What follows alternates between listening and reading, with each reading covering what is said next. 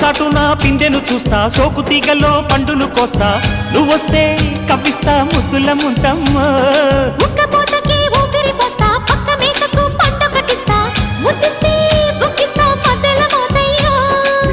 ఓలమ్మో పుకారులు షికారుగా రావమ్మో, ఎదలు ఏడెక్కిస్తే ఎట్టాబులమ్మో.